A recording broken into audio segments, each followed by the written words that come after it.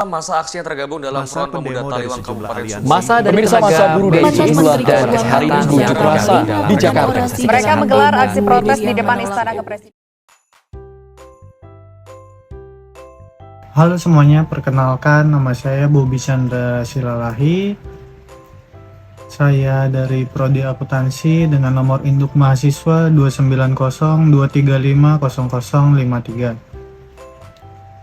Nah, di sini saya sedang mempresentasikan untuk tugas ujian akhir semester perkuliahan aspek hukum dan bisnis dengan dosen pengampu Bapak Mulyono SH.MM. Nah, dari video yang sudah ditayangkan sebelumnya, kira-kira apa sih penyebab dari video itu, dari kejadian yang terdapat di dalam video itu bisa terjadi? Nah, di sini akan saya jelaskan tentang hukum ketenaga kerjaan.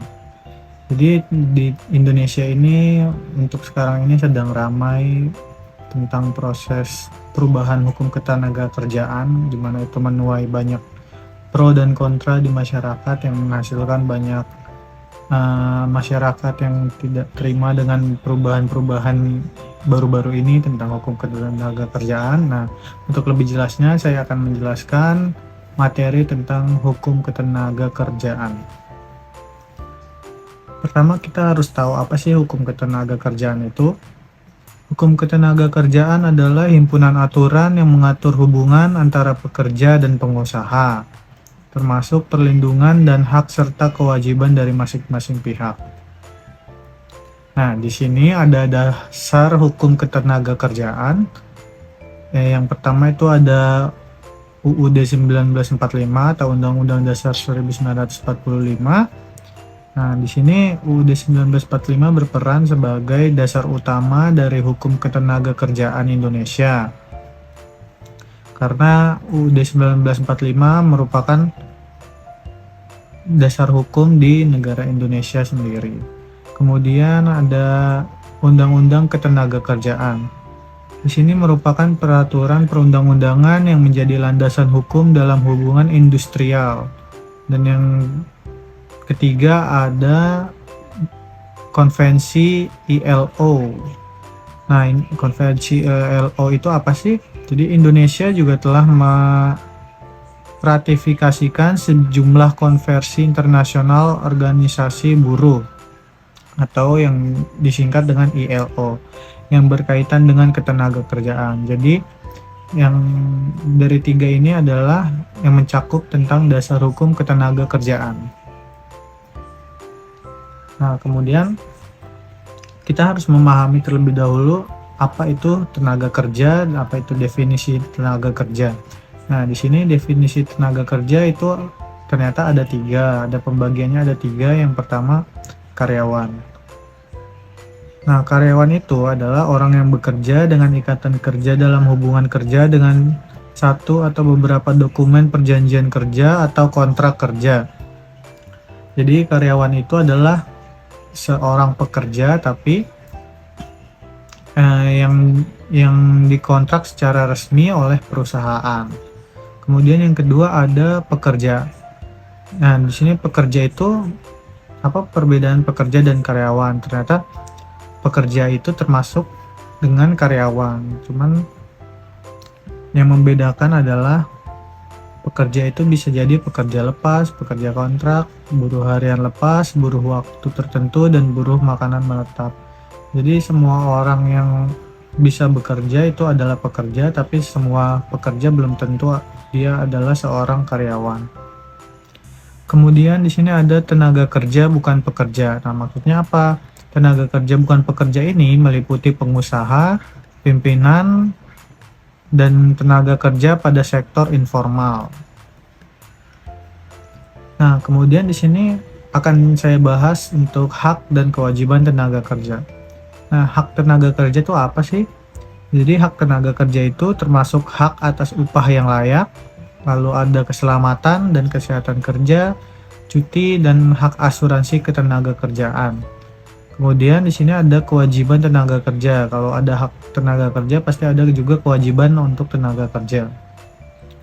Nah, kewajiban tenaga kerja itu termasuk kewajiban menjalankan tugas dengan baik pada peraturan perusahaan, menjaga keamanan tempat kerja, dan menghargai hak pengusaha. Selanjutnya di sini ada peraturan perburuhan. Peraturan perburuhan itu di sini ada perjanjian kerja. Perjanjian kerja itu wajib dibuat secara tertulis dan meliputi hak dan kewajiban antara pekerja dan pengusaha.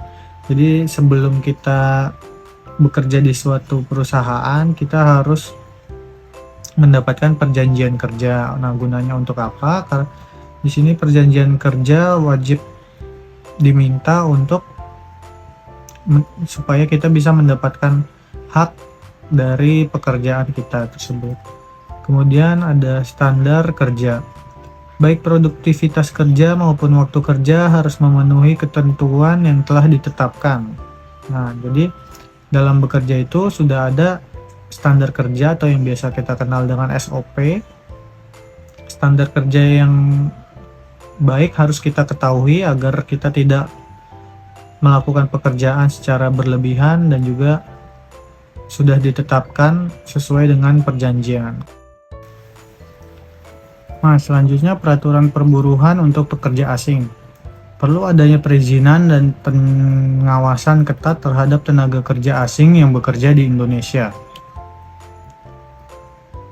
Selanjutnya adalah kontrak kerja. Di sini yang pertama ada jenis kontrak kerja. Nah, jenis kontrak kerja itu dapat berupa kontrak kerja waktu tertentu atau PKWT, dan juga ada kontrak kerja waktu tidak tertentu atau yang lebih dikenal dengan PKWTT, atau kontrak kerja paruh waktu. Kemudian di sini ada syarat kontrak kerja.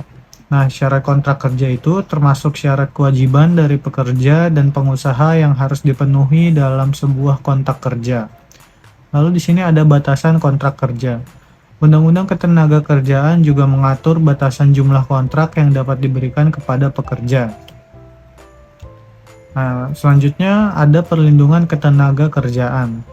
Di sini untuk perlindungan ketenagakerjaan ada perlindungan hukum yang tujuannya adalah menjaga keadilan dan keberlanjutan hubungan kerja antara pekerja dan pengusaha.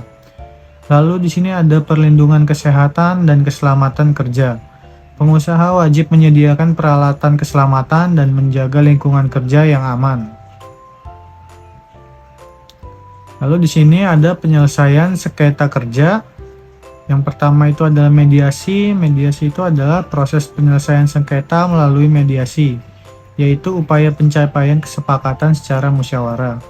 Lalu ada penyelesaian secara arbitrase. Nah, arbitrase itu jika mediasi tidak berhasil, sengketa dapat dibawa ke panel arbitrase yang akan memberikan putusan yang mengikat. Selanjutnya ada perselisihan hubungan industrial. Apabila penyelesaian melalui mediasi dan arbitrase tidak mencapai kesepakatan, sengketa dapat diputus melalui perselisihan hubungan industrial.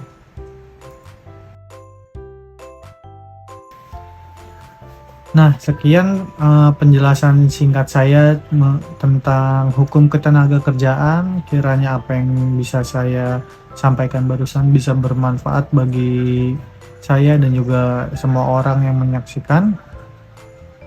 Apabila ada kesalahan kata atau kekurangan materi, mohon dimaafkan dan dimengerti. Sekali lagi terima kasih atas waktunya dan sampai berjumpa di kesempatan yang akan datang.